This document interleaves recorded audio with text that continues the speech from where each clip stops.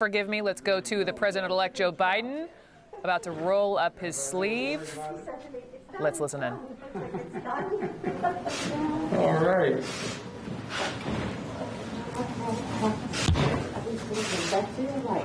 Left's good. That works. Whatever you prefer, I can do anyone that you prefer. I'm going to give you Okay. Can we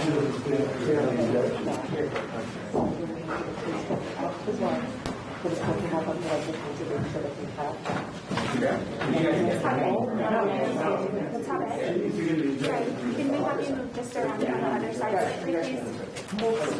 Yeah, right behind on that other side. Thank you.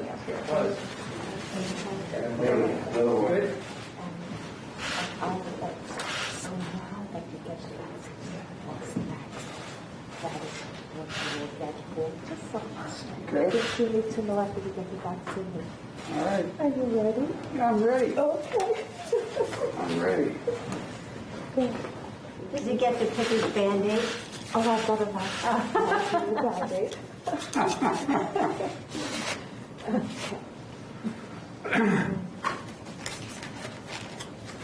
Oh, you've been awful busy, haven't you, Simon? Oh, we have been. We have invested. God love you. We owe you big. I know. Whole staff. You know, It's been incredible. Everybody steps up and is doing what they need to do. So that's good. All right. She's from Cameroon. Thank you.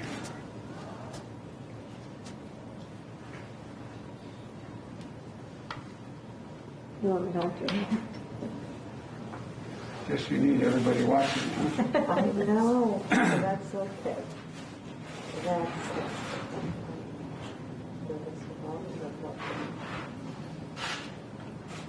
okay, here comes nothing. You ready? I'm ready. Okay. Got it up higher? Today. All right. There you go. Would you like me to count to 3? No, you just go ahead anytime you're ready.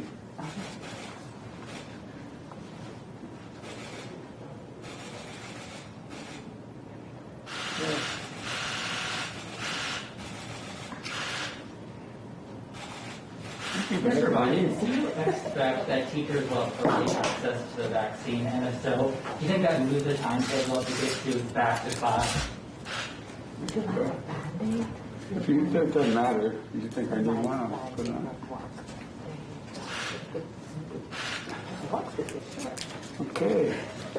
Well, look, what I want to say is we owe these folks an awful lot.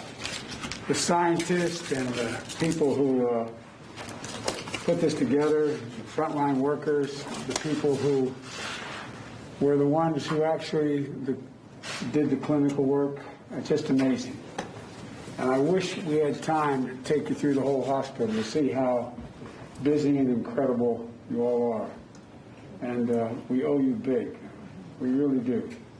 And one of the things is that I think that the administration deserves some credit getting this off the ground with Operation Warp Speed. And I also think that it's worth saying that there's great hope. I'm doing this to demonstrate that people should be prepared when it's available to take the vaccine. There's nothing to worry about. I'm looking forward to the second shot. So is Jill. She's had her shot earlier today. She loves shots, I know, but I've had so many. But at any rate, is that for me? My next visit. And but the important thing is that it's worth stating that this is just the beginning. It's one thing to get the vaccine out, and now Moderna is going to be on the road as well. But it's going to take time. It's going to take time. In the meantime, I know I don't want to sound like a sour note here, but I hope people listen to all the experts from the Dr. Fauci's on, talking about the need to wear masks during this Christmas and New Year's holidays, wear masks, socially distance, and if you don't have to travel, don't travel. Don't travel. It's really important because we're still in the thick of this.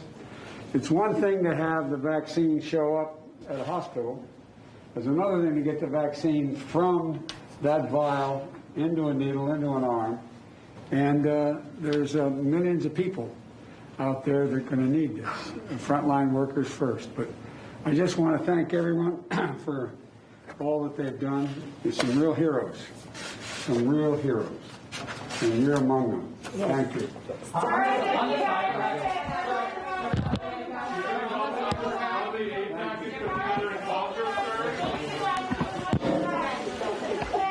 Thank you so much. Thank you. All right.